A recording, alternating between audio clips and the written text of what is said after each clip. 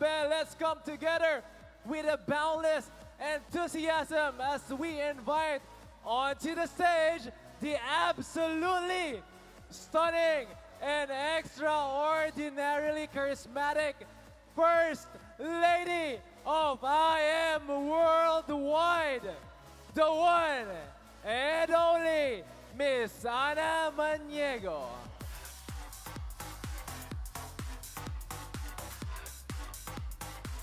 Amazing morning!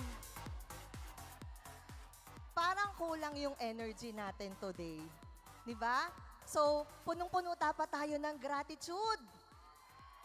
So, ulitin ko, amazing morning! Ayan.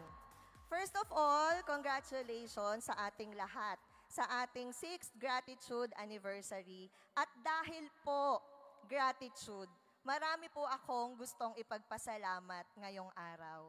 Gusto ko po munang magpasalamat sa ating event organizer, kay Miss Kim, at sa bumubuo ng KTE. And thank you din po sa ating magagaling na host, si Sam and si Mark. Hindi magiging ganito ka-energize at kasaya kapag walang magagaling na host, di ba? Maraming salamat po sa ating mga masisipag at dedicated na mga I Am Worldwide staff sa Maine, Davao, and Cebu branch. Thank you din po sa ating mga IBC, local and international. Thank you so much din po sa ating mga brand ambassadors, tsaka sa aking best, yan, si Miss Maritoni Fernandez, at syempre, kay VPI ka na nasa online naman laging nanonood at nakasuporta, miss ka na namin. Talaga sobra. And syempre, sa family and friends ko na nandito, yung mga mari ko, yung mga kapamilya ko dyan, sa mama ko, sa Eder family, ayan, sa mama ko na birthday, happy birthday mama, sa sister ko, sa brothers ko, sa mga anak ko, kay Nat, CJ, Miguel, at sa aking one and only, Press AM. Salamat sa pagmamahal at suporta. At sa lahat po ng I Am Worldwide Movers, maraming salamat po sa tiwala at pagmamahal po sa ating kumpanya. Hindi po magiging posible ang lahat kung hindi po namin kayo kaakibat sa lahat. Di ba? Kaakibat yung lahat ng binanggit ko sa ating misyon na mapalaganap ang hope, which is health, opportunity, prosperity for everyone sa buong mundo. Last but not the least, thank you, Lord.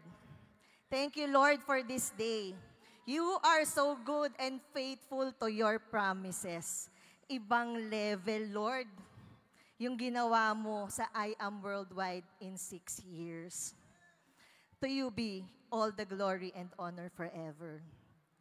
Anyway, grabe yung speech ko, pang araneta talaga. No? Ang dami ko talagang pinapagpasalamat. Sobrang gratitude. Meron lang akong gustong i-share sa inyo na 2 sets of paired words na kapag ginamit natin ito ng tama araw-araw, ay pwede nating makamit ang mga ninanais ng ating puso. It doesn't matter kung nasa isip mo lang to. It doesn't matter kung babanggitin natin siya ng malakas. Basta meron itong malaking epekto sa takbo ng buhay natin. So ang first set ng words is I am. Pwede po bang pakiulit? I am. Ito po yung sinabi ni Bevan Lee. Ang I am daw ay 2 of the most powerful words, for what you put after them shapes your reality. Kung ano daw ang ilalagay natin after sa salitang I am, ito ang magiging resulta ng ating buhay. Kaya dapat tayo ay mag-ingat sa ating sasabihin or iisipin. Mag-ingat po tayo dun sa ating mga self-talk. Kasi merong tinatawag na autosuggestion. Ano yung autosuggestion? Ibig sabihin, kung ano yung iniisip mo, kung ano yung pinaniniwalaan mo, yun yung mangyayari. Kaya dapat, ugaliin natin araw-araw, banggitin kung ano yung gusto natin na maging tayo. So example, pwede bang sundan nyo, isigaw nyo yung sasabihin ko? Okay, sabihin natin, I am blessed. I am strong. I am loved. I am limitless. I am happy. I am healthy. I am wealthy. I am protected. I am anointed. I am successful. I am beautiful. I am worldwide. O diba? Napakasarap. Napakasarap pakinggan, di po ba? Kaya guys, lagi nating tandaan ang sinabi ni God sa Joel 3:10. Sabi niya, let the weak say, I am strong. Kung mapapansin po natin, ayaw ng Diyos sabihin ng mga weak, na weak po sila. Kasi alam na talaga ni God yung formula. Alam na alam niya. Sabi nga ni Paul sa Philippians 4:13, I can do all things through Christ who give me strength. Kaya, sino po yung mga bago dito? Yung mga bago pa lang sa I Am Worldwide, taas nyo nga yung kamay nyo. Gusto ko pong makita. Ang dami. Sa mga bago po. Kahit bago ka pa lang sa I Am, dapat isipin mo, paniwalaan mo, sabihin mo lang palagi, I am a diamond. So, ang second set ng words po natin ay ang salitang, thank you. Thank you. Guys, kailangan palagi tayong magpasalamat kahit anumang sitwasyon. Ito lang po yung paraan para tayo ay maging tunay na masaya at mamuhay ng masagana. Sabi po dun sa book na The Magic, whoever has gratitude will be given more, and they will have an abundance. Whoever does not have gratitude, even what they have will be taken away from them. Ibig sabihin, mga kapatid, kapag tayo daw po ay palaging nagpapasalamat, lalo po tayong magkakaroon ng mga bagay na ikakapagpasalamat po natin. Pero kung tayo po ay ungrateful at reklamador, hindi po natin nakikita yung mga natatamasa nating biyaya na hindi naman nararanasan ng iba. Halimbawa na lang, sa buong mundo po, meron lang po palang 2.2 billion na tao na walang access sa malinis na tubig. Imagine. Kaya guys, ipagpasalamat natin palagi ang mga bagay na meron tayo, maliit man ito o malaki. Sabi nga po ni Oprah Winfrey, if you are grateful on what you have, you will always end up having more. If you focus on what you don't have, you will never ever have enough.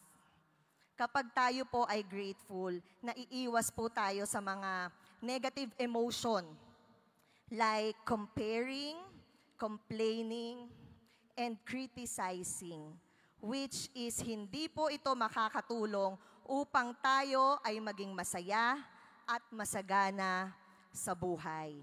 Kaya tandaan po natin na kapag meron tayong gratitude, mas magiging maganda ang takbo ng buhay.